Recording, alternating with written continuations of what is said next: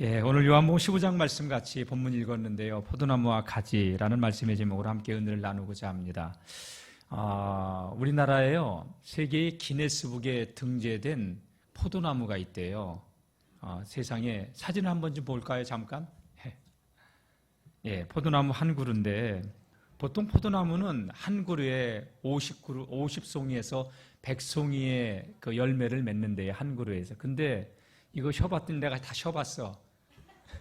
쉬어봤더니 4,500송이야. 그래서 세계 기네스북에 등재된 포도나무래요. 여러분, 저 수많은 가지들이 줄기와 붙어 있기 때문에 저렇게 열매를 맺을 수 있는 거 아니에요? 오늘 포도나무의 비유를 통해서 주님은 우리 안에 붙어 있으라고, 거해야 된다고 하는 말씀을 하고 계셔요. 왜 하나님께서, 오늘 주님께서, 됐어요. 저거 보고 자꾸 은혜 받으면 안 돼요. 여기 오세요. 여러분, 주님께서 많고 많은 나무들 가운데서 이 포도나무를 비유를 두셨을까?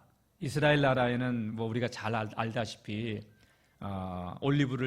올리브나무, 감람나무라고 했죠. 그 열매를 따서 소득을 얻고 먹고 또 하는, 기름을 짜내기도 하는 올리브나무도 있고, 또 성경에 나오는 무화과 나무도 있고. 그런데 오늘 비유의 말씀은 포도나무로 예수님께서 비유하셨어요. 그리고 그 인근 지역에 가면 레바논의 백향목 같은 나무는 쭉쭉 뻗어가지고 진짜 어마어마해요. 레바논의 국기에 그려져 있는 나무가 바로 레바논의 삼나무예요. 참 멋있죠. 저도 보고서 진짜 멋있다. 그런 그 백향목도 아니고, 예수님께서는 이 포도나무를 비유로 두셨을까? 당신을 왜 포도나무라고 비유하셨을까? 우리는 왜 그 가지라고 하셨을까?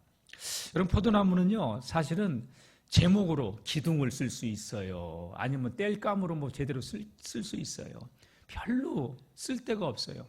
여러분, 포도나무를 딱 눈 감고 이미지를 그리면 뭐가 생각이 나요? 나무가 생각이 나요? 열매가 생각이 나요? 당연히 열매죠. 지금 여러분들이 4,500송이 하니까 와, 다른 거에 은혜 안 받고 그거에 은혜 받네, 내보니까. 그래요. 포도나무 생각하면 떠오르는 이미지가 주렁주렁 달린 저 포도송이죠. 그래서 교회 성구 같은 데도 여기 앞에 있나? 여기는 없는 것 같은데, 포도나무 이렇게 그려져 있고, 열매를 상징하고 있는 것입니다. 근데 포도나무가 상징하고 있는 것이 또 있어요. 포도나무는 이스라엘을 상징해요. 시편 80편 8절에 이런 말씀이 있어요. 한번 읽어봅시다. 시작. 주께서 한 포도나무를 애굽에서 가져다가 민족들을 쫓아내시고 그것을 심으셨나이다. 한 포도나무를, 이스라엘 민족을 말하는 거예요.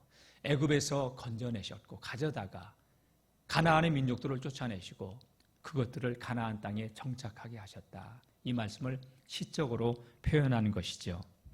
하나님은 애굽에서 이스라엘 백성들을 건져내실 때 출애굽기 19장 4절 말씀 보게 되면 하나님이 이렇게 말씀하셔요. 내가 애굽 사람에게 어떻게 행하였음과 내가 어떻게 독수리 날개로 너희를 업어 내게로 인도하였음을 보았느니라. 독수리 날개로 품어 약속의 땅에 정착하게 하시고 하셨던 그 이유가 뭐냐? 기대가 있었다는 거예요. 이스라엘을 향한. 그런데 이스라엘 백성들은 안타깝게도 가나안 땅에 정착하면서 그 기대감을, 하나님의 기대를 다 저버려요. 우상 숭배에 빠지고 하나님을 잊어요. 하나님을 떠난 거예요. 관계가 깨어지는 거예요. 여러분, 조금 전에 우리가 포도나무를 봤지만 무성하게 4,500송이의 포도송이가 달려져 있는 나무를 봤지만 그 가지 하나하나가 다 줄기에 붙어 있기 때문에 열매를 맺은 건데, 안타깝게도 이스라엘 백성들은 줄기에서 떨어진 가지가 되었어요. 그리고 자기 길을 가요. 그러니까 곤고해지는 거예요. 여러분, 하나님 안에서 살아갈 때 우리가 풍성함을 누리는 거지, 하나님 없이 살아가면 굉장히 곤고해져요. 하나님 계속 그들을 징계하고 깨우쳐도 그들은 끝내 자기의 뜻을 굽히지 않고 마이 웨이, 자기의 길을 걸어가요. 그래서 하나님이 탄식을 해요. 계속 경고를 해요. 이사야 선지자의 그 탄식이, 하나님의 마음을, 그 탄식한 내용이 이사야 5장 2절에 나오는데 이렇게 표현되고 있어요. 땅을 파서 돌을 제하고 극상품의 포도나무를 심었도다. 그 중에 망대를 세웠고 그 안에 술틀을 팠도다. 좋은 포도를 맺기를 바랐더니 들포도를 맺었도다. 극상품의 최고의 나무를 심었는데 결국 맺혀지는 것은 들포도, 시고 떨떨한 그러한 상품 가치가 없는 들포도를 맺었다고 하나님이 탄식하고 있는 이야기가 마음이 이사야 선지자를 통해서 표현되지고 있어요. 여러분, 하나님은 이스라엘 백성들을 애굽에서 건져내시고 말씀하실 때 너희가 나를 사랑하고 나의 계명을 지키고 나와 함께하면 내가 너희를 제사장 나라가 되게 하고 거룩한 나라가 되게 하고 나는 너희의 하나님이 되고 너희는 내 백성이 될 것이다. 그렇게 약속하셨어요. 그런데 이스라엘 백성들은 가나안 땅에 들어와서 물질의 풍요 속에서 하나님을 잊어버려요. 세상에 취해서 하나님을 잊어요. 하나님을 떠난 거예요. 관계가 깨어진 거예요. 이사야 선지자의 이 예언은 극상품의 포도나무를 심었는데 들포를 맺었다는 이야기는 돌아오라는 얘기예요. 그래서 하나님이 계속 경고의 말씀을 들어도 여러분, 인간의 본성이 얼마나 질기고 끈질긴지 하나님 말씀을 들어도 내가 잘못된 길을 가는 걸 알아요. 아는데도 우리는 자기 길을 걸어가요. 이게 인간의 본성이 내면에 흐르고 있는 모습이에요. 수많은 선지자들을 통해서 돌아오라, 돌아오라, 돌아오 그렇게 외쳐도 이스라엘 백성들은 자기 길을 걸어가요. 여러분, 오늘 이 말씀을 들으면서 우리가 하나님께로 돌아서야 된다고 생각되시는 분들은 하나님께 용기 있게 믿음으로 돌아서는 결단의 시간이 될 수 있기를 주님의 이름으로 축복합니다. 관계가 끊어지고 깨어지면 하나님의 손 놔버리면요 피폐해지는 거예요. 이번에 저는 프랑스 올림픽의 개회식을 이렇게 보면서 느낀 게 있어요. 프랑스가 하나님을 떠나더니 결국 망조의 길로, 망국의 길로 걸어가고 있구나. 하나님을 잊은 너희여, 내가 너희를 찢으리니 너희를 건질 자가 없으리라. 여러분, 세상을 호령하던 소련도, 러시아도, 소련도, 구소련도, 여러분 왜 러시아에 피해 혁명이 일어났습니까? 러시아의 문호 솔제니친이 미국으로 망명해가지고 한 얘기가 뭐예요? 어린 시절 부모님들과 같이 러시아 혁명이 일어났을 때, 피해 혁명이 일어났을 때 도망치면서 참호 속에서 듣던 이야기가 왜 우리나라가 이렇게 수천만 명이 죽는 피해 혁명이 일어났을까? 부모님 세대가 이런 얘기를 했대요. 우리가 하나님을 버렸다고, 하나님을 잊었다고.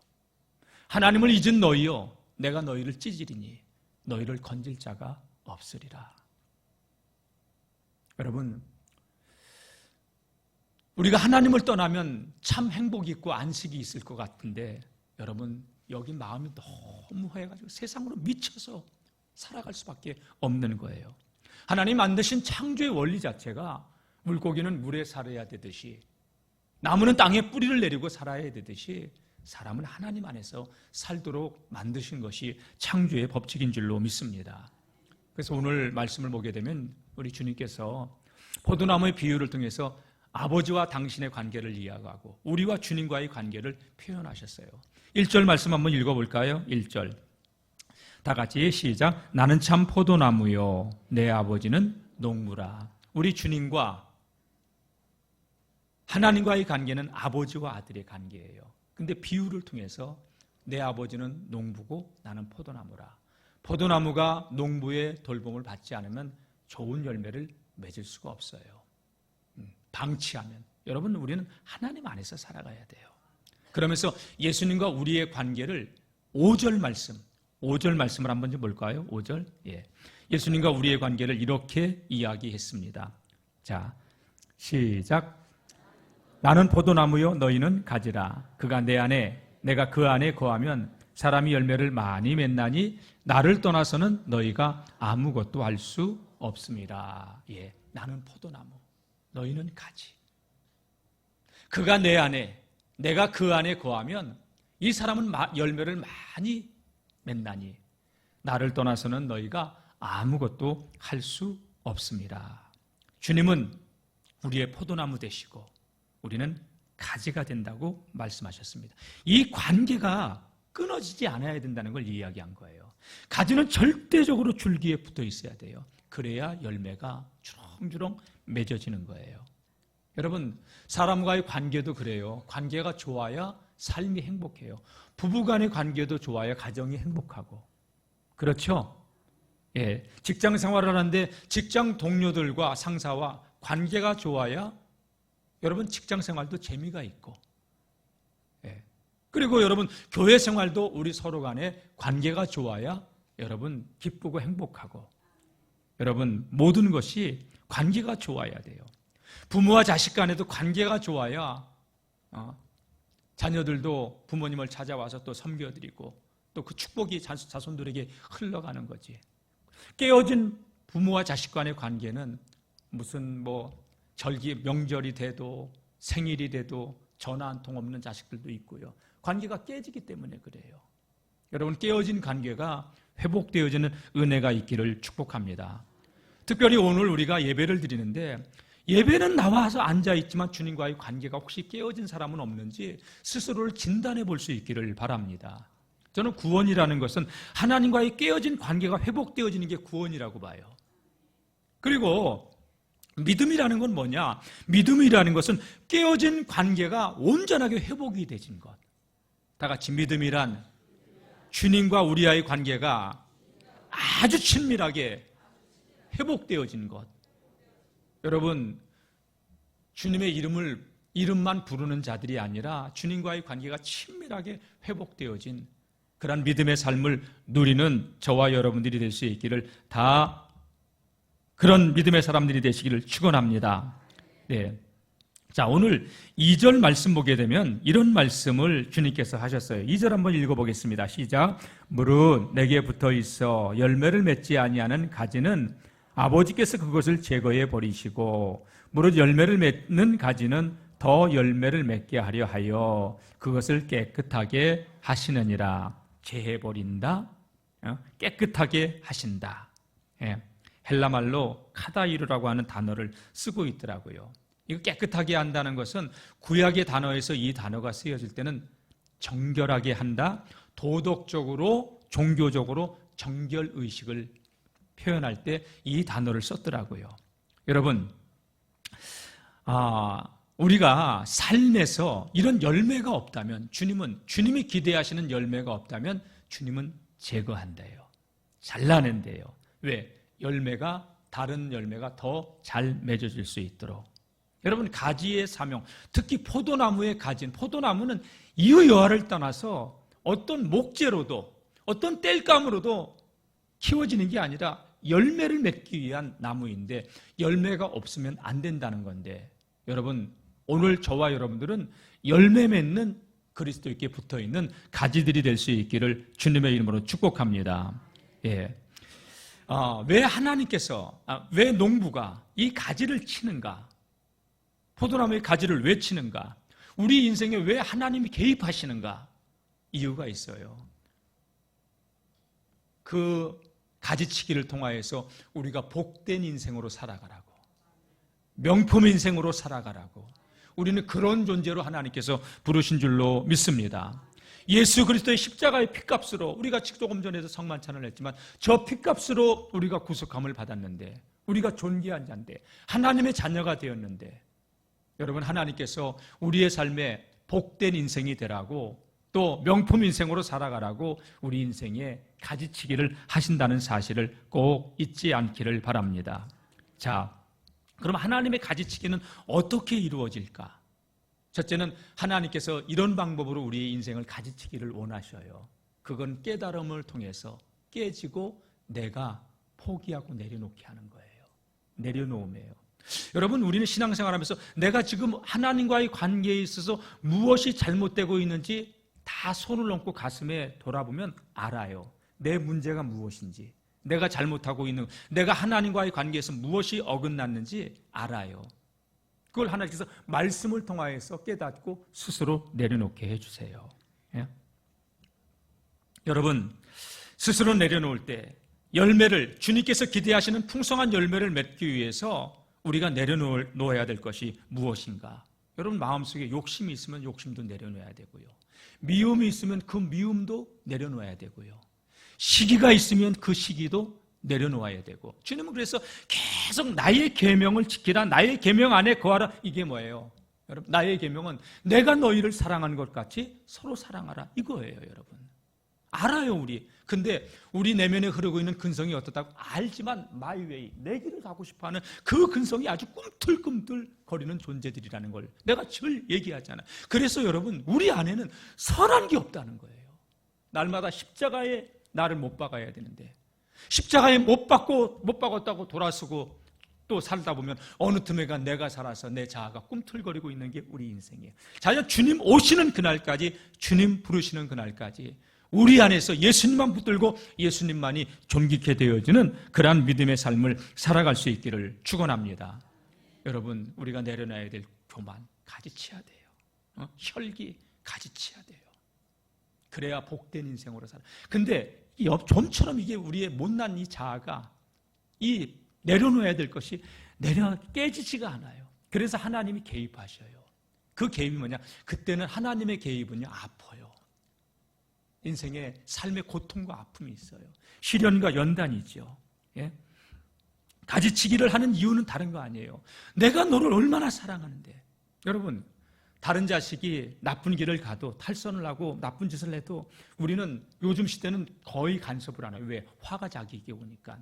예전 같으면 이놈들아, 어디서 맞박에 피도 안 마른 놈들이 담배질이냐, 뭐 지금 이런 얘기 못 해요. 그러나 내 자식이 그러면요, 이놈의 자식이 여러분 징계를 하고 때리고, 요즘 때리는 것도 못해 부모가. 그래서 어쨌든 여러분, 자식이기 때문에 한마디라도 더 해고, 그러나 다른 자식은 안 해요. 히브리서 12장 5절 말씀 보게 되면 하나님이 사랑하는 자에게 이렇게 하신다고 했어요. 자, 읽어봅시다. 시작. 또 아들들에게 권하는 것 같이 너희에게 권면하신 말씀도 잊었도다. 일러스되 내 아들아, 주의 징계하심을 경히 여기지 말며 그에게 꾸지람을 받을 때 낙심하지 말라. 그러면서 하나님께서 하시는 말씀이, 아버지가 아들을 사랑하신 것 같이 하나님이 우리를 사랑하기 때문에 징계하신다는 거예요. 그 징계가 있을 때 절대 낙심하지 말라는 거예요. 왜? 사랑이 매니까. 아멘. 하나님의 징계는요, 잘못된 길을 가고 있는 걸 우리가 아는데 돌아서지 않으니까, 나쁜 인격, 성격, 습관 이런 걸 보면서 너는 그렇게 사는 존재가 아니야 하면서, 이스라엘 백성들 가나안 땅에 살게 될 때 하나님께서 그들이 잘못된 길을 갈 때마다 사람 막대기와 인생 채찍으로 그들을 돌아서게 하는 거예요. 근데도 깨닫지 못하니까 결국 나라를 잃어버리는 거예요.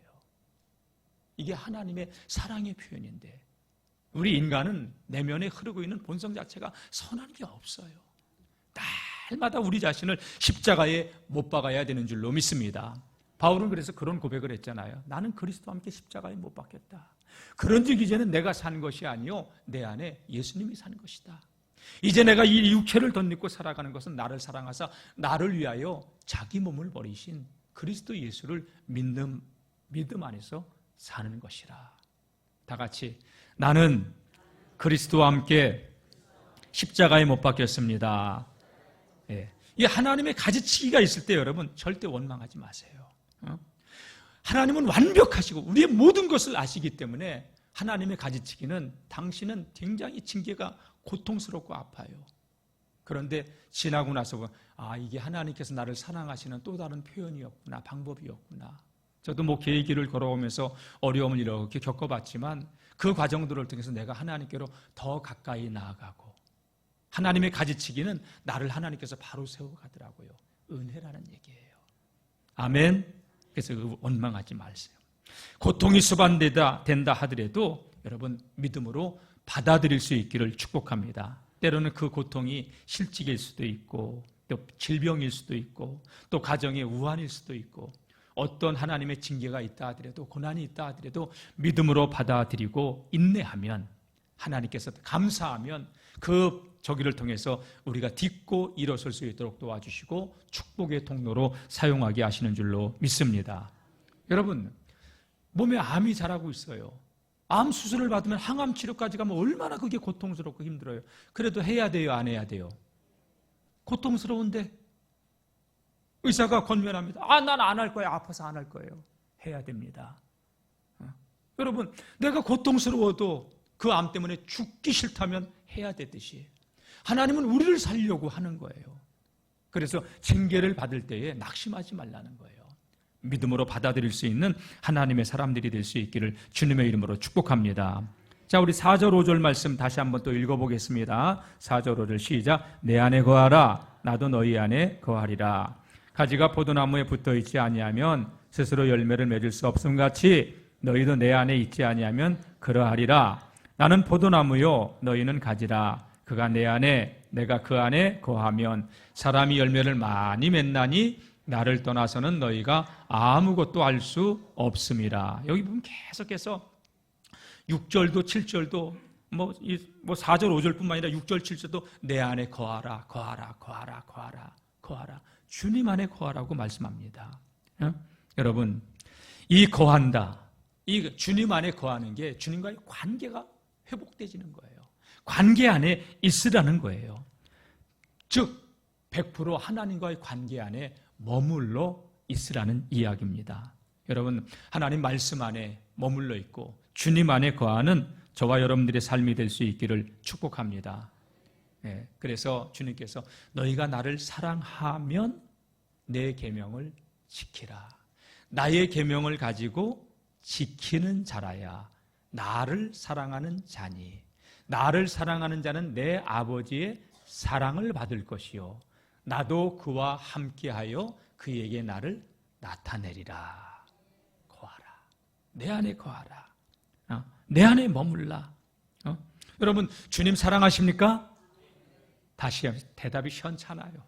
주님 사랑하십니까? 주님 안에 거하시기를, 주님 안에 그 거함의 그 비밀을 누리는 저와 여러분들 되시기를 주님의 이름으로 축복합니다. 여러분, 우리 교회 표어가 뭐예요? 하나님의 기쁨이 되는 교회. 그 밑에 있는 성경 말씀 한번 읽어봅시다. 다윗의 아들, 다시 시작. 다윗을 만나니 내 마음에 맞는 사람이라 내 뜻을 다 이루리라. 저 앞에 이새의 아들 다윗을 만나니 다윗은 내 마음에 맞는 사람이라, 쏙 드는 사람이라, 내 뜻을 다 이루리라. 여러분, 다윗은 진짜 하나님 바라보기야. 하나님만. 주바라기가 아니라 하나님 바라기. 시편 84편 3절 말씀 보게 되면 다윗이 이런 고백을 해요. 나의 왕, 나의 하나님 만군의 여호와여, 주의 제단에서 참새도 제집을 얻고 제비도 새끼들 보금자리를 얻었나이다. 부럽다는 거예요. 하나님의 성전에서 깃들어 사는 참새와 제비가 부럽다는 거예요. 그러면서 다윗이 하는 얘기가 10절 다 같이 읽어봅시다. 시작. 주의 궁정에서의 한날이 다른 곳에서의 첫날보다 나은즉 악인의 장막에 사는 것보다 내 하나님의 성전에 문지기로 있는 것이 좋사오니. 주의 궁정에서의 한날이 다른 곳의 첫날보다, 하나님의 집에 사는 것이 이 땅에서 배부르고 등땀에서 다른 장막에서 있는 것보다 더 낫다고. 다윗은 이만큼 하나님의 성전을 사모했어요. 그래서 성전을 짓기 위해서 그렇게 애를 썼지만 하나님이 넌 피를 많이 흘려서 안 돼 하니까 그 아들 솔로몬이 짓도록 하니까 솔로몬을 위해서 다윗이 어마어마한 성전의 건축. 왜? 다 같이 사랑하면 쉬워요. 다윗은 그렇게 하나님을 사랑했던 자예요. 악인의 장막에서 내가 거하는 것보다 하나님의 집에 문지기로도 내가 좋아요. 악인의 장막에서 대접을 받으며 사는 것보다도 하나님의 문지기로 사는 게 난 더 행복해요. 그러니 다윗을 만나니 내 마음에 맞는 사람이라 내 뜻을 다 이루라. 다윗, 여러분 이 세상을 떠난 지 3,000년, 하나님 나라에 살고 있으니 3,000년이에요. 3,000년이 지났어도 지금도 이 영월중앙교회 강대성에서 다윗 하면서 표어까지도 다윗으로 바꿔놨잖아. 내가 영원히 기념이 되는 인생. 여러분, 이게 주님 안에 거하는 자의 복이에요. 여러분, 하나님께서 기억하시는 인생들이 되시기를 축복합니다. 그래서 내 안에 거하라, 이 말, 이 주님의 이 말씀은요, 어떤 권고도 아니고요, 부탁도 아니고요, 요청도 아니에요. 내 안에 거하라, 이건 그냥 명령이에요. 거해야 되는 거예요. 그 어떤 것보다도 우선순위가 뭐냐? 성경 띄고 교회 왔다 갔다 하는 게 아니라 주님 안에 거하는 삶을 우리가 살아가야 되는 줄로 믿습니다. 그래서 주님께서 내 안에 거하라, 내 안에 거하라. 왜 거해야 되냐? 이유는 다른 거 아니에요. 거하지 않으면 열매를 맺을 수가 없기 때문에 그래요. 자, 6절 말씀, 만약에 우리가 열매 없는 삶을 산다면 어떻게 될까요? 6절 읽어보겠습니다. 시작. 사람이 내 안에 거하지 아니하면 가지처럼 밖에 버려져 마르나니 사람들이 그것을 모아다가 불에 던져 사르느니라. 예, 주님 안에 거하지 않으면 바짝바짝 영적으로 메말라 버린다는 거예요. 쓸모없는 게 돼버린다는 거예요. 여러분, 쓸모없는 가지는 잘라놓으면 마르잖아요. 마르면 땔감밖에 더 돼요. 예. 내 안에 거하지 아니하면 가지처럼 밖에 버려져 마르냐니 사람들이 그것을 모아다가 불에 던져 사르느니라. 근데 여러분, 우리가 주님 안에 거하잖아요. 열매를 맺어요.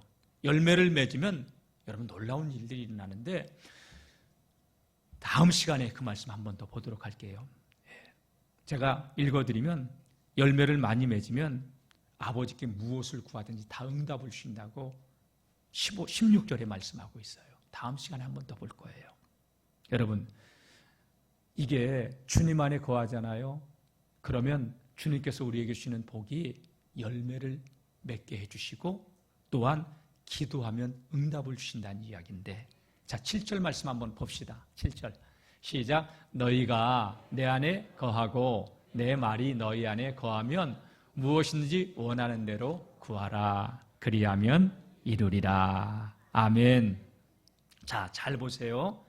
너희가 내 안에 거하고 내 말이 너희 안에 거하면 무엇이든지 원하는 대로 구하라. 그리하면 이루리라. 근데 어떤 사람들은요, 무엇이든지 원하는 대로 구하라고 했어. 그래서 구했는데 목사님 왜 응답이 안 되죠? 이런 사람들이 있어요. 무엇을 놓쳤냐? 너희가 내 안에 거하고. 이게 선행되어야 돼요. 다 같이 주님 안에 먼저 거해야 됩니다. 주님 안에 거해야 돼요. 서울에 있을 때 한 집사님이 안 보여요.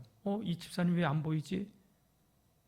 근데 이런 생각을 하고 있는데 그 주간에 시장에서 만났어요. 집사님 왜 교회 안 나왔어요? 했더니 교회 가면 뭐예요? 무슨 말이에요? 기도해도 뭐 되는 것도 하나도 없는데. 아니, 우리 아들 대학 들어갔는데 떨어져 쉬우? 그래서 속상해서 안 나간다는 거야.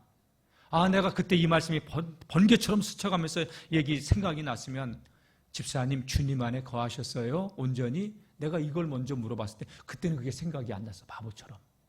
그래도 집사님 나오셔야 돼요. 끝내 안 나오더라고요. 기도해도 소용이 없다고.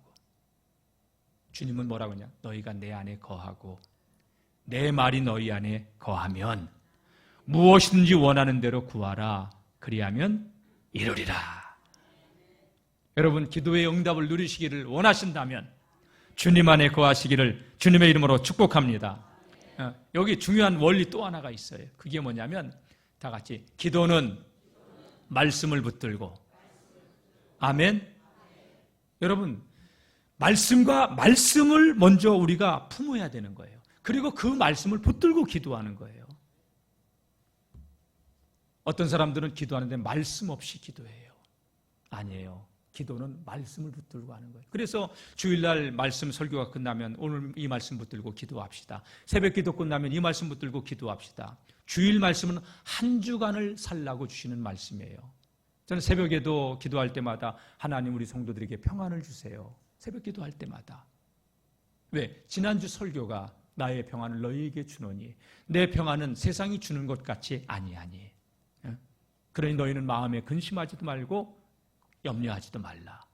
여러분, 하나님의 평안을 놓고 기도하셨습니까? 이게 한 주간을 기도하라고 주는 기도의 제목이라는 거예요. 할렐루야. 예. 예수님께서도 여러분 말씀을 붙들고 기도해요. 왜 말씀을 붙들고 기도해야 되냐? 말씀이 없이 기도만 하면 잘못된 것에 빠질 수 있기 때문에, 분별력을 잃어버리기 때문에, 이게 하나님의 음성인지 마귀가 주는 생각인지 몰라요. 그래서 말씀을 붙들고 기도하는 거예요.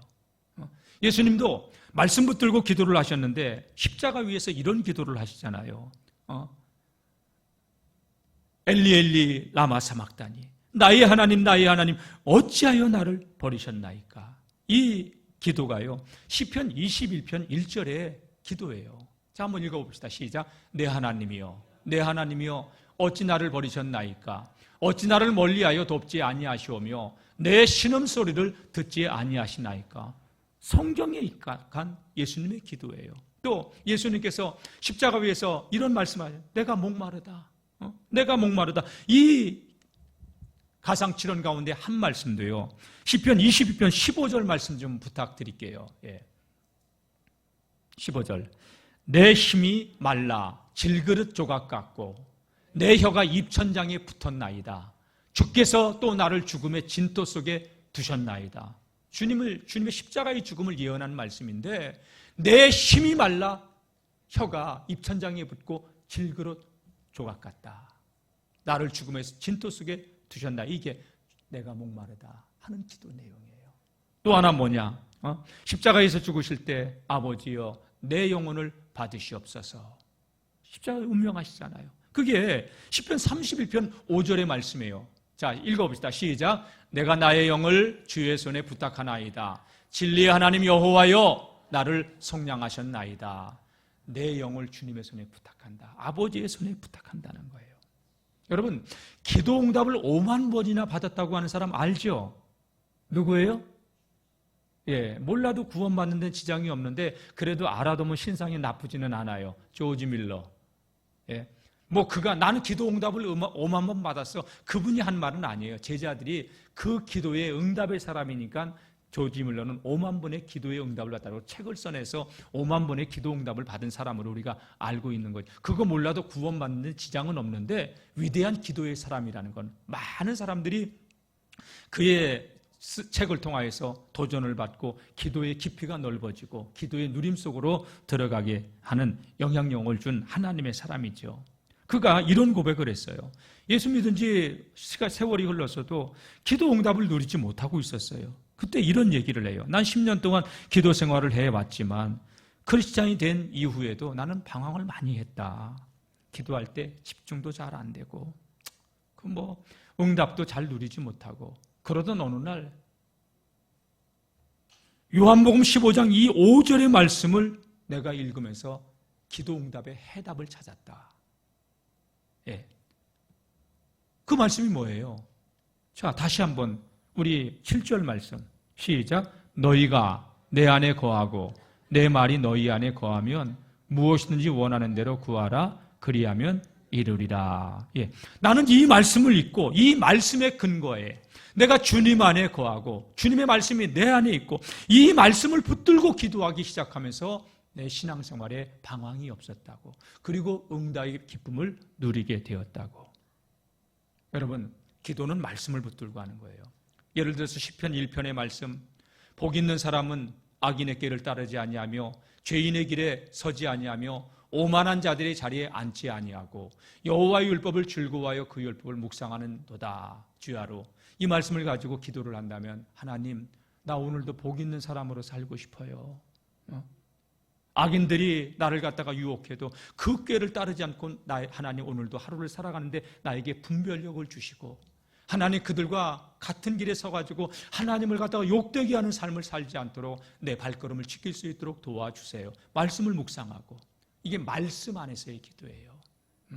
하나님, 복 있는 사람은 하나님 말씀을 주야로 묵상하는 사람이라고 했는데, 하나님, 오늘도 내가 말씀 안에 늘 주의 말씀을 입으로 읊조리면서 그 말씀이 나를 낚아채고 갈 수 있도록 하나님 오늘도 말씀으로 나와 동행해 주시고 함께 해 주세요. 이게 말씀을 붙들고 하는 기도예요. 여기 영월에 연알이 가는 길에 태백기도원이 있잖아요. 거기 그 문 닫았던, 부도로 인해서 문 닫았던 그 태백기도원 인수하신 그 목사님을 제가 만났을 때, 그분이 저 여순과 순천에서 대안학교를 같이 하는데, 거기에 학생들은 딱 입학을 하잖아요. 학교 진도를, 수업 진도를 나가기 전에 이 아이들이 성령을 받지 않으면 같이 공부를 안 시킨대요. 이 아이들이 다 성령 받게 하고 난 다음에 학과 수업을 할 수 있도록 해준다는 거예요. 그러면서 이 아이들에게 졸업할 때까지 300구절의 성경 구절을 외우게 한대요. 그리고 이 아이들이 기도할 때 너희들 뭐 갖고 싶어서 이런 거 기도하지 말고 너희들의 기도는 무조건 하나님의 말씀을 붙들고 기도하라. 그런 기도를 가르친다는 거예요. 그러니까 이 아이들의 영성이 굉장히 깊어지더래요. 그래서 아이들의 부모님들이 이제 그 명절 때나 방학 때 데리러 와가지고 또 보러 와가지고 이렇게 이 어머님, 부모님들이 신앙생활한 게 다 가짜인 게 이 아이들 앞에서 드러나게 되는 거야. 왜? 우리는 욕망적으로 살잖아요. 내 야망을 위해서 신앙생활 하잖아요. 근데 아이들이 순전하게 하나님의 계명은 여러분 우리의 눈을 밝게 하고요. 하나님의 말씀은 우리의 심령에 믿음의 눈을 뜨게 해주고요. 정금부터 정금같이 우리를 단련시키는 하나님의 말씀인 줄로 믿습니다. 말씀을 붙들고 기도하니까 이 아이들의 영성이 굉장히 깊어진다는 거예요. 이게 말씀 붙들고 기도하는 겁니다. 여러분, 하나님 말씀 붙들고 주님 안에 거하시기를 축원합니다. 복 있는 사람은 하나님의 말씀을 주야로 묵상하는 자. 묵상한다 다른 뜻 읊조린다 중얼거린다. 하나님의 말씀이 저와 여러분들의 입에 늘 있기를 바랍니다. 말씀이 있기 싫으면 찬송도 괜찮아요. 찬송은 곡조 붙은 기도고 찬송은 다 하나님의 말씀으로 지어진 것들이 많기 때문에. 자, 그러면 과연 우리는 어떤 열매를 맺을까요? 맺어야 할까요? 주님이 찾으시는 열매. 농부가 하나님이 찾으시는 열매. 첫째는요, 성품의 열매예요. 예. 여러분 갈라디아서 5장 말씀 잘 알죠? 우리 한번 22절, 23절 한번 읽어보겠습니다. 예.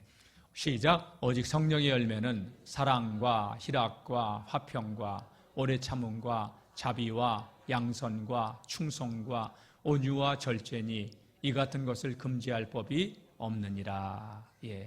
여러분 이런 열매들 단어 하나하나가 되게 좋죠? 예? 이게 성령의 열매, 육신의 열매도 있어요. 육신의 열매 19절부터 21절에 나와 있는데요. 한번 보여주세요. 예, 시작. 육체의 일은 분명하니 곧 음행, 더러운 것, 호색과 우상숭배와 주술과 원수 맺는 것과 분쟁과 시기와 분냉과 당짓는 것과 분절함과 이단과 투기와 술취함과 방탕함과 또 그와 같은 것들이라. 전에 너희에게 경고한 것 같이 경계하노니 이런 일을 하는 자들은 하나님의 나라를 유업으로 받지 못할 것이요. 여러분 주님 앞에 붙어있지 않으면 우리가 주여 주여 하지만 이런 열매들이 맺어질 거예요. 주님 안에 온전히 거하시기를 축원합니다. 다 같이 성품의 열매, 성령의 열매란 말이에요.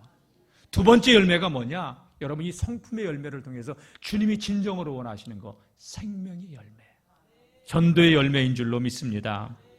다니엘서 12장 3절 말씀 보게 되면 지혜 있는 자는 궁창의 빛과 같이 빛날 것이요 많은 사람을 옳은 대로 돌아오게 하는 자 영원토록 별과 같이 빛나게 된다고 말씀했고요. 그리고 복음서의 맨 마지막 마태복음도 마가복음도 누가복음도 요한복음도 마지막 결론은 가서 복음 전하라예요.